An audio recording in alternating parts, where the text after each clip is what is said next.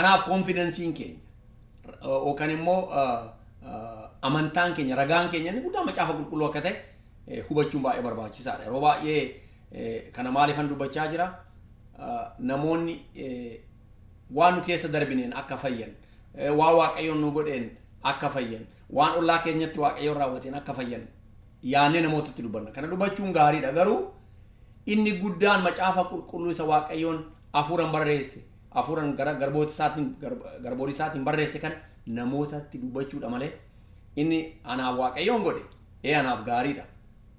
Namootaaf baay'ee fayyina ta'uu baachuu dhiisuu danda'a garuu jajjabina ta'uu danda'a. Baay'inaan garuu macaafa qulqulluu keenya giddu galeessa godhan namatti dubbachuutu nurra jiraata jechuudha. Anaaf waaqayyoon akkas godhe kana keessa na dabarse kana godhe jechuun yakka jechuu komite. Nama amanetti dubbachuu dandeenya. Namuma amanettu erga wangeela dubbannee booda erga macaafa qulqulluu dubbannee booda ragaa goonee fakkeenya goonee illustrate ittiin gochuudhaaf ittiin dubbachuu dandeenya jechuu kooti. Kanaaf ragaa kan nu ta'u konfiidensii kan nu ta'u macaafa qulqulluu mataa isaati. Kana duwwaa otoo hin ta'in kutaa macaafa qulqulluu hedduu kaafne namootatti dubbachuu dandeenya. Macaafa Roomeerraa ta'uu danda'a, macaafa Maatiyos ta'uu danda'a. Bakka barbaannee ergaa fayyinaa lubbuu haaraatti dubbachuudha waan gooftaan keenya Yesuus Kiristoos dubbate kana galeessa godhachuudha namatti dubbachuu dandeenya. Ani ifa addunyaa kanaati jedhe gooftaan keenya. Anaan namni deemu ifa malee dukkana hin argu. Anarraa namni dhuge, anarraa namni nyaate lammata hin beela'u. Kanaaf waa'ee amantaa kanaa yookaan immoo waa'ee fayyinaa yeroo dubbannu kana jechuu keenya akka ta'e namoonni akka beekan gochuun gaarii ta'a. Fakkeenya kutaa macaafa qulqulluu keessaa namoonni gooftaa keenya Yesuus Kiristoos hin fayyan nama haaraa ta'u. New creation. Qorontoos lammaffaa boqonnaa 5 lakkoofsa 17 gaafa argitan namoonni Kiristoos hin taane hundumtu uumama haaraa. Uumama haaraa. Wanni moofanis hundi darbee jira. Nama du'aatu deemaa jira waan ta'eef nama du'aa kanatti wangeela dubbannu ko nama haaraa ta'a jechuudha. Nuuto du'oota turre miti akka Efesoon boqonnaa 2 du'oota turre amma garuu nama jiraata. Dukkana keessa turre amma ifa keessa jira. Dur ilmoo seexanaa turre amma ilmoo waaqayyooti. Namootatti kana dubbanna jechuu keenya. Yeroo baay'ee yaada keenya, falaasama keenya, loojikii keenya, ragaa keenya namootatti dubbachuun yeroo tokko nama offend gochuu danda'a. Aarsuu danda'a. Karaarra dabsuu danda'a. Misunderstanding akka godhan gochuu danda'a. Wangeela dubbachuun garuu namoota keessatti onnee isaanii keessatti sanyii wangeelaa facaasuudha saba waaqayyo. Ulfinni waaqayyoof haa ta'u. Kanaaf kana goonaa jechuudha. Kana kaa yeroo goonu namoota keessatti amantaa dubbii waaqayyoo kun akka uumu irraanfachuun nurra hin jiraatu. Yeroo tokko kana amanuu duwwaatu nu fayyisaa jedhanii namoonni gaafii nu gaafatu. Kana amanuutu nu fayyisa. Amanuudhaan fayyina. Amanuu duwwaa otoo hin ta'in immoo jireenya amantaa keenya fakkaatu jiraachuun immoo barbaachisaadha. Yeroo tokko namoonni fayyinee waan barbaane yoo goone rakkoo hin qabu jedhanii yaadu. Kun immoo faallaa wangeelaati. Yookaan immoo faallaa wangeelaa, faallaa dubbii waaqayyooti. Namni fayyinaan, namni dukkana keessaa baanan, namni ilmoo seexanummaa isaa gara ilmoo waaqayyootti dhufnaan, namni nama obbeeku hafuuraan du'aa ka'e taanaan akka nama hafuura du'aa ka'etti jiraachuutu irra jiraata. Kanaaf macaafa qulqulluun keenya ergaa Yaaqoob boqonnaa 2 lakkoofsa 17 irratti gaafa argitan amantaa hojiin amantaa hin qabne du'aadha jedha. Amantaa keenyatti mul'isa, amantaa koositti mul'isa. Kanaaf hojiin ragaa amantaa keenyati mataansa. Hojjenneef fayyina otoo hin ta'in waan amanneef hojjennaa jechuudha. Hojii akka hojjennuuf hafuurri qulqulluun nu gargaara. Ibsaa nu ibsa, jajjabina nu ta'a, gargaarsa nu ta'a, karaa nu ta'a. Kanaaf namoonni immoo yeroo tokko hojii wangeelaa kana karaa adda addaa irraa dabsuudhaan otoo hin beekinaa ta'an beekanii akka barbaadan ta'uu dandeessu. Erga amantanii booda erga Kiristoos jettanii booda jedhanii bara kana keessattuu maqaa waldaatiin, maqaa kiristinaatiin, saamicha, dogoggora, wanna barbaadan akkaataa barbaadan godhan kuni hojii sirrii akka wangeelatti hin qaban taanaan fayyinni isaanii waan ragaa ittiin baanu hin jiru jechuudha. Fayyinni sirriin hojii sirriin of keessaa qaba. Kana kan godhu waaqayyo nutu godha miti isa mataansa. Waaqayyotu hojii gaarii akka hojjennu hafuura qulqulluutu nu gargaara. Garuu immoo namni fayye tokko, namni Kiristoos beeku tokko, namni jireenya gaariitti dhufe tokko, namni dukkana keessaa bahe tokko hojii gaarii jechuun maal jechuudha? Cubbuu dur hojjete keessaa deebi'u, qalbii diddiirrachuu, waaqayyo fakkaachuu, amantootatti makamuu, halkanii guyyaa waa'ee hojii gaarummaa hojjechuu. Yeroo baay'ee cubbuu kan jedhamu macaafa qulqulluu keessatti still namni gara gooftaa keenya Yesuus Kiristoos dhufee qulqulluudha jireenya bara baraatiif gaafa yaadannu qulqulluudha. Maaliif Kiristoos qulqulluu nu ta'e nu taasise waan ta'eef isa keessa waan laalamnu. Waaqayyoon isa keessa waan nu laaluuf. Waaqayyoon Kiristoos maaliif Kiristoos qulqulluu waan ta'eef. Istiin lafa kanarratti dadhabina qabna. Lafa kanarratti waan keessa deddeebinu qabaachuu malla. Garuu yeroo hunda kana keessa jiraachuu hin qabnu. Yeroo hundayyuu kiristaanni dadhabuu danda'a. Yeroo hundayyuu kiristaanni yeroo dogoggora keessa jiraachuu danda'a. Yaada jedhuun immoo cubbuu keessa jiraachuun faallaa wangeelati. Kanaaf yeroo hundayyuu namoonni raga ba'iisa gaarii qabaachuudhaaf hafuura qulqulluudhaan gargaamuudhaaf keessattuu macaafa qulqulluu isa barreeffame isa Waaqayyoon dubbate isa hafuurri isaa keessa jiru. Kanaaf gooftaan keenya Yesuus Kiristoos dubbiin koo hafuura, hafuurri immoo jireenya dhugaadha. Wangeelli keenya kan dubbatu. Akkaataa kanaan dubbii kana ilaaluun immoo baay'ee barbaachisaadha. Kana ala yaada wangeelaa kana faallessutu dhata. Namoonni dubbii wangeelaa kana hubatan ayyaana Waaqayyootiin jiraatu. Macaafa Roomee boqonnaa 6:14 argaa. Ilaala. Namoonni gooftaadhaan fayyan cubbuu jala hin jiraatan. Cubbuudhaaf hin bitaman. Ayyaana Waaqayyoo jala jiraatu malee cubbuu jala hin jiraatan. Seera jala hin jiraatan. Kana godhiidhaan, kana dhiisiidhaan, waa sodaachuudhaan, nama sodaachuudhaan osoo hin ta'in ayyaana Waaqayyoo jala jiraatu. Namoonni fayyan. Ulfinni Waaqayyoo faata. Macaafa Tiitoo boqonnaa 2:1 gaafa argitan ayyaanni Waaqayyoo maal jedha? Namoota gara jireenyatti fida. Gaarummaatti fida. Hojii wangeelaa akka hojjetan godha. Raga ba'iisa gaarii fida. Lakkoofsi 12 kanuma dubbata. Ergaa macaafa qulqulluu kanaa. Gaarummaa Waaqayyoo, ayyaanni Waaqayyoo cubbuu lagachuudhaan, cubbuu jibbuudhaan, cubbuu dhiisuudhaan gara gaariitti Waaqayyoo fakkaachuutti akka dhufnu godha. Namoonni cubbuu keessa jiraachaa Kiristoos hin beeka jechuun isaanii amantaa qabaachuu isaanii nutti himu. Waaqayyoon isaan haa gargaaru. Ammallee namoonni kana keessa jiraattanoo jiraattan. Amantaan qabda jettanii karaa faallaa warri deemtanoo jiraattan. Waaqayyoon hafuurri qulqulluun isin gargaara. Ammallee qalbii diddiirrannaadhaan waa'ee kanaatirraa deebi'a. Horii lafa kanarratti ittiin argachuu dandeessu. Sobaan badhaadhuu dandeessu. Jajallinaan nama manipuleet gochuudhaan maqaa waldaatiin, maqaa raajiitiin, maqaa adda addaatiin waan adda addaa hojjechuu dandeessu. Wanni kun lafa kanarratti dhuma. Wanni kun dhuma qaba. Wanni kun faayidaa hin qabu. Gara wangeelatti namoota hin dogoggorsinaa, ofiin dogoggorinaa, hojii seexanaan ta'inaa, namootaaf illee karaa seexanaa akka deeman sababa hin ta'inaa. Kanaaf wangeelli keenya wangeela nageenyaati. Wangeelli keenya wangeela jireenya bara baraati. Wangeelli keenya wangeela fayyinaati. Wangeela araaraati. Gooftaan keenya Yesuus Kiristoos hafuurri qulqulluun karaa nageenyatti, karaa qabbanaatti, karaa tasgabbiitti Waaqayyo nama waamudha. Lafa kanarratti namoonni tokko tokko yaadan kiristaanawoo taate badhaadhuu qabda. Kiristaanawoo taate fayyina qabaachuu qabda. Kiristaanawoo taate waan ati yaadde hundumtuu sii ta'uu qaba. Kiristaanawoo taate ati waan kana taanan immaa nu namaa miti jechuudha waan gara biraati. Waaqayyoon nama taanee nu fayyise ammallee nu namuma. Nama garuu Kiristoos hin fayye. Nama sammuun isaa jijjiirame. Nama sammuun isaa riniwud ta'e. Nama Waaqayyo fakkaatu. Nama Kiristoos fakkaatu. Nama immoo chaalenjii adda addaa keessa darbu. Nama Waaqayyoon gargaaru. Nama Waaqayyo wajjin ayyaana isaatiin dhaabatu. Kanaaf lafa kanarratti Waaqayyoon homtuu isin irra hin ga'u. Homaan rakkattanii. Waan baay'ee keessa darbuu iyyuu dandeessu. Ani garuu isin wajjin hin jira. Lafa addunyaa haga bara dhumaatti si wajjin hin jira. Jedha wangeelli keenya. Ulfinni isaaf haa ta'u. Kanaaf maali wanni kun barbaachise gaafa jennees yaannu waanuma kana hubannaa jechuu kooti.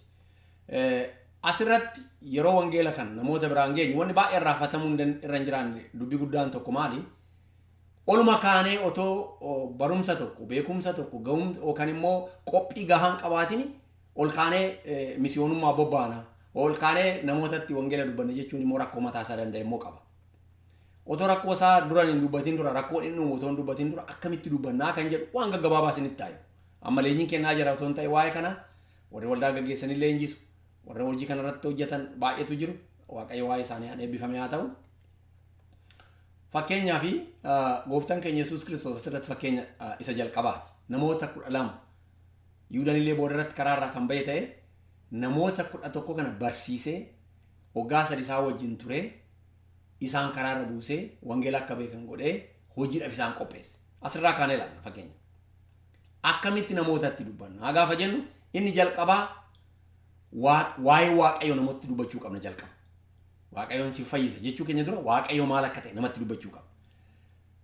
cubbuu sii dhiisa otoo hin jedhin dura waa'ee cubbuu namatti dubbachuu qabna kan. Gaarummaa Waaqayyoo, maalummaa mirmadummaa Waaqayyoo, qulqullina Waaqayyoo, ani qulqulluudha kan jedhe. Gaarummaa Waaqayyoo, dandeettii waa hunda uumuusaa. Waaqayyoon Waaqa waa hunda ol jiru ta'uusaa. Waaqa waa hunda bituu danda'u ta'uusaa. Waaqayyo waa hundumarratti waa hunda beekaa ta'uusaa namatti dubbachuu qabna. Ni jalqaba. Macaafa Roomee boqonnaa 13. Isaayyaas boqonnaa 43:6. Kanaaf namoonni hundumtuu cubbamaa akka ta'an. Namoonni hundumtuu immoo yeroo hundayyuu qulqullina Waaqa irraa kan fagaatan ta'uu isaanii dubbachuu qabna. Waa'ee cubbuu dubbachuu qabna. Moottaansini cubbuun maal akka ta'e dubbachuu qabna. Sababa Addaami Waaqayyo Waaqa guddaadha. Waaqayyoon nama uume. Addaam akkaataa kanaan haadha manaa wajjin akka jiraatu Waaqayyoon isaan kaa'e. Garuu namoonni cubbuu hojjetan. Nama tokko iyyuu otoo hin ta'in sababa Addaamiin cubbuun ilmoo namaatti immoo darbaa dhufe. Cubbuun gatiin isaa du'a bara baraati. Fayyinni gooftaa keenya Yesuus Kiristoosiin dhufu immoo jireenya bara baraati. Kana waa'ee cubbuu dubbanna moottaansine. Akka Efesoon boqonnaa 2:3 dukana keessa turtan, du'oota turtan kan jedhu kana waa'ee cubbuu dubbanna. Du'aa kan nu godhe koo foon hin jirra. Yookaan foon hin turre namni du'u amma lafa kanarra jiru. Garuu cubbuun nama ajjeesa. Maal ajjeesa? Hafuura nama ajjeesa. Jireenya nama ajjeesa. Dhiifama. Ulfinni Waaqayyoo fa'aadha. Kanaaf waa'ee cubbuu namatti dubbannaa jechuudha jalqaba. Ixaansinee sadaffaa irratti maal namatti dubbanna? Waa'ee Kiristoos namatti dubbanna. Kiristoos fayyisaa ta'uusaa, araara fiduusaa, Waaqayyoon guddaadha. Cubbuun ilmoo namaa Waaqa addaan baaseera. Garuu karaa gooftaa keenya Yesuus Kiristoos araarri immoo jira. Ergaa Xiimotewos jalqabaa boqonnaa 1:15. Roomee boqonnaa 8:3. Kana gaafa laallu Waaqayyoon karaa gooftaa keenya Yesuus Kiristoosiin Waaqayyoon araarsaa ture. Ofiin nu araarsaa ture jedha. Asirratti gaafa argitan. Waaqayyo Abbaan, Ilmaa, Waaqayyo Hafuurri Qulqulluu Waaqni tokko ofiin nu araarsaa ture. Karamiin karaa gooftaa keenya Yesuus araarri jira. Fayyinni jira jennaa jechuudha namootatti dubbanna. Ixaansinee akkamitti immoo namootatti dubbanna? Fayyinni kun kan dhufe karaa Kiristoosiin haa ta'uyyuu garuu immoo karaa amantaatiin ta'a jenna. Kiristoositti amanuudhaan fayyinaa jenna. Amantaa immoo dubbanna. Waa'ee amantaa immoo dubbanna.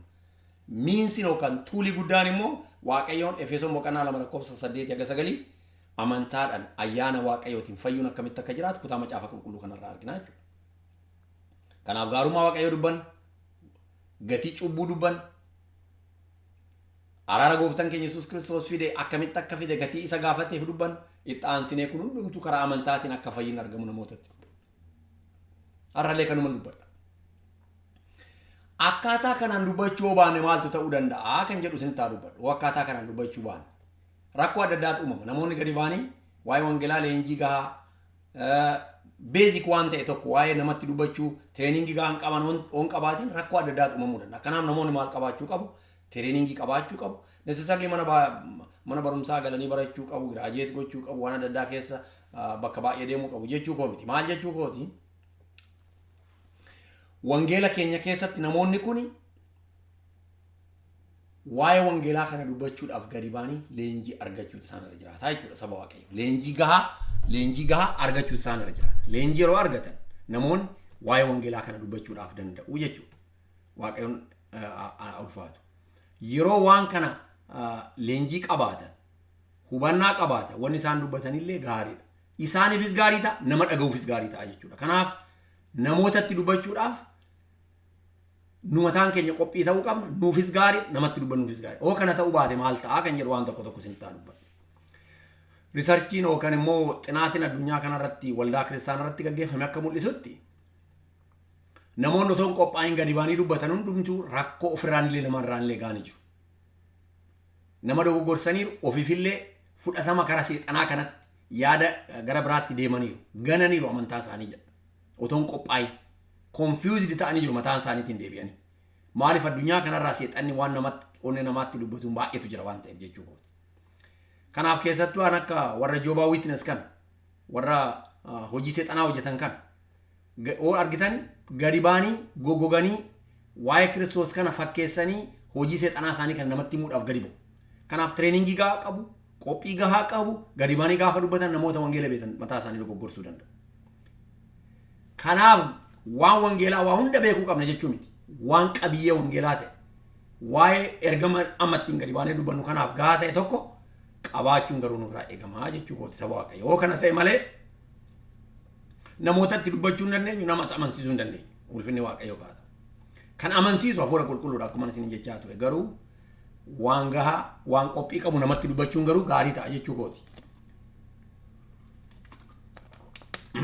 Dhiifama guddaa. Kanaaf namootatti yeroo dubbannu akkaataa kanaan dubbachuutu nurra jiraata jechuudha.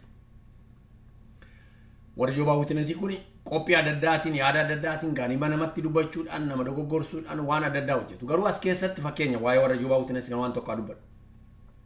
Kiristoos gooftaadha hojjettan gooftota gooftaadha isin hin jedhu. Fayyisaadha hojjettan fayyisaadha isin hin jedhu. Kiristoos du'ee ka'ee hojjettan du'ee ka'ee isin hin jedhu. Kiristoos garuu du'aa ka'uunsaa kun fooniin ka'ee jira hojjettani hin kaane du'aan fooniin hin kaane isin hin jedhani ganu. Kutaa macaafa qulqulluu keessaa warri Kiristoos erga du'aa ka'ee booda Kiristoos arganii bakka madaa inni madaa keessa quba galchuu barbaadan kuni qaaman isaa wajjin nyaata nyaate kuni mul'ate kuni eessa gootu macaafa qulqulluu keessa kun as jira gaafa jettaniin hin deemuu sin bira. Kanaaf waan akkasii beekuun gaariidha jechuu kooti. Namoota gara birallee gaafa deemu. Kanaaf gaafa gadi baanee dubbannu outcome taa'u kan immoo bu'aa waa'ee kanaa maal ta'a? Gaarii hojjanne qophoofnee yoo baane gaarii ta'a.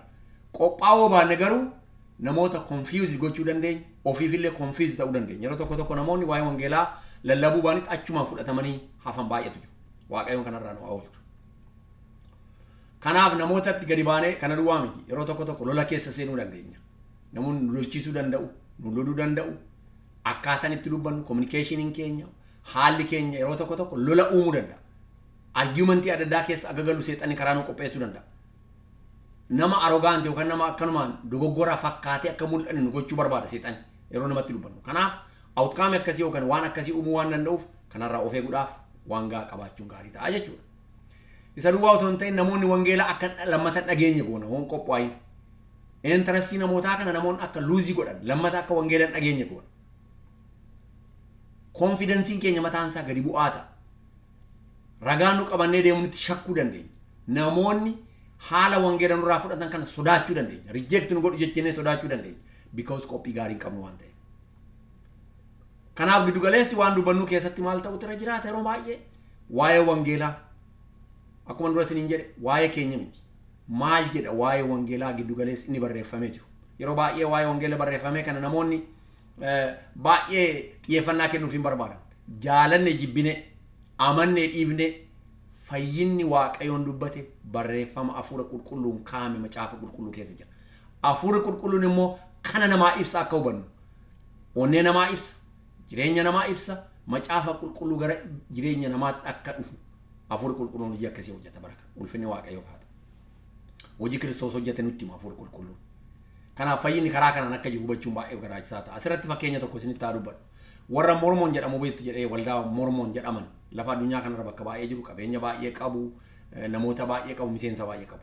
Yeroo hunda isaa maal godhu namoonni waldaa Mormoon jedhamu kana keessa jiraatan biyya keenyallee jiru bakka adda addaa nama dogoggorsuudhaaf hojii seexanaa hojjetu. Baay'ee warri kun Joobaa Witness, Mormoon, Christian Science maal warra jedhaman warra baay'eetu jiru. The Kingdom of the Cult macaafa The Kingdom of the Cult jedhamee warra kiristaanaa barreessan tokko dubbiftan argattanii otoo dubbiftanii baay'ee natti tola. Achirratti hojiin isaanii maal akka ta'e, eessaa akka dhufan, akkamitti akka xuriin isaanii faallaa Kiristoos fara Kiristoos akka ta'an achirraa argattu.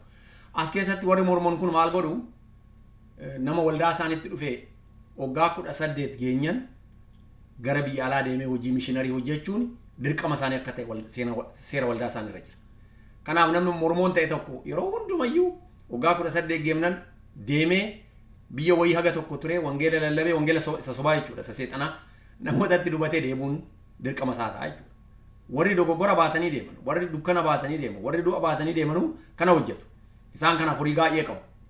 Hoteela baay'ee qabu, horii baay'ee qabu, risoorsii baay'ee walitti qabu, hojii seexanaa kanatti hojjechaa jiru. Waaqayyoon isaa haifatu dhugaa dubbachuudhaaf. Kana gochuudhaaf dhamaatii baay'ee keessa seenu. Biyya Afrikaa keessa deemu, biyyoota Laatin Ameerikaa, biyya Eeshiyaa bakka adda addaa deemanii waan kana hojjechuudhaaf hin argitu warra Mormoon kana. Hoo argitan wangeela warra baatanii deeman fakkaatu garuu du'a baatanii deemu.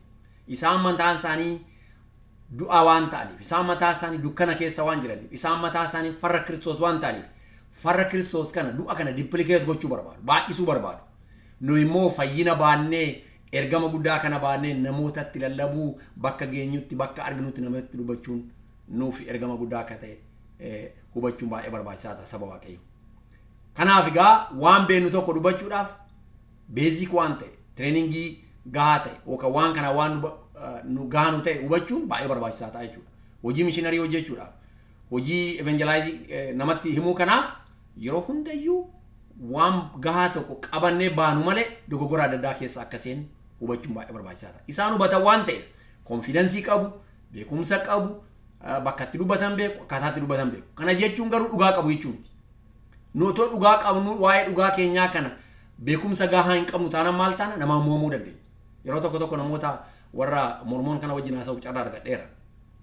Hafuura qulqulluun na gargaaree macaafa afaan biyya keenyaatiin barraa'ee naa kennanii mormoon na godhuudhaaf natti deddeebi'anii wajjin haasa'u carraa argadheera. Wajjin haasa'ee dhumarratti maal jedhan nama jalqaba wajjin haasa'e na amansiisuu hin dandeenye.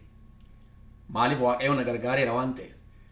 Egaa ani si amansiisuu hin dandeenye nama gara biraa nama na caaluun si fidaa jedhee deemee nama guyyaa biraas beellama qabannee nama gara biraa fiduudhaaf deemee fidee dhufee wajjin ammas teenyee haasa'u nama sadi taane.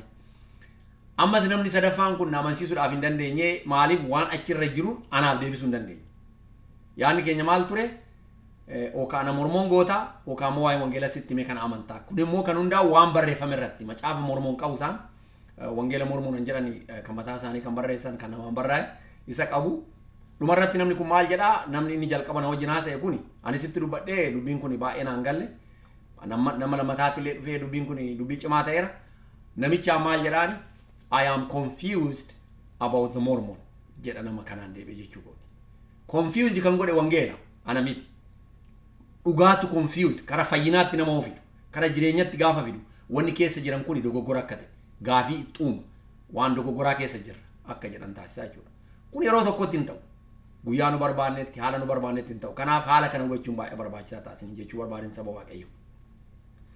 Kanaaf walumaa gala waa'ee gooftaa keenyaa Yesuus Kiristoos namatti yeroo dubbannu fayyina dubbachaa jiraachuu keenya. Dubbii guddaa, ergama guddaa, dubbii fayyinaa, dubbii jireenya bara baraa akka dubbachaa jiru irraafachuun barbaachisaan ta'u.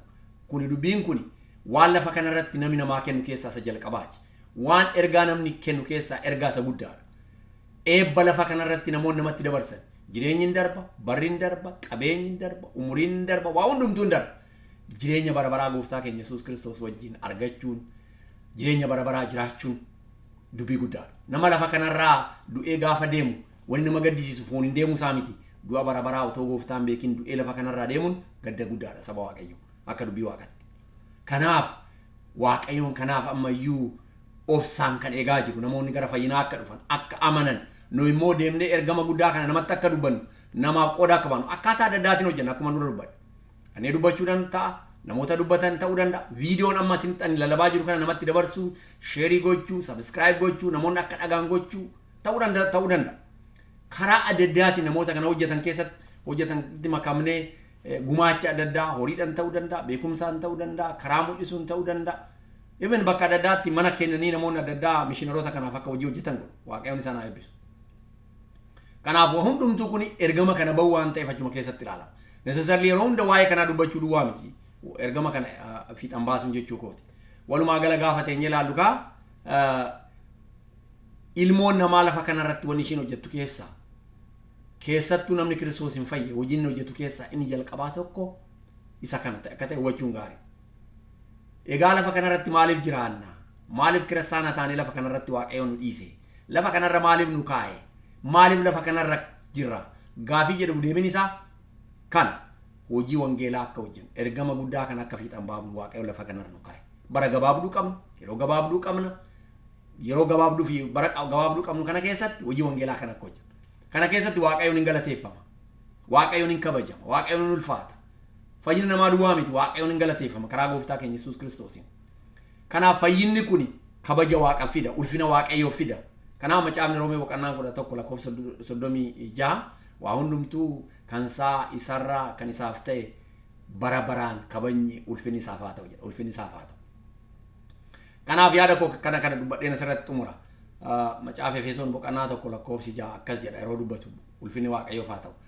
Kunis guddina ayyaana isaa ilma isaa jaalatamaadhaan nu tole nuuf kenne isa galateeffachiisa.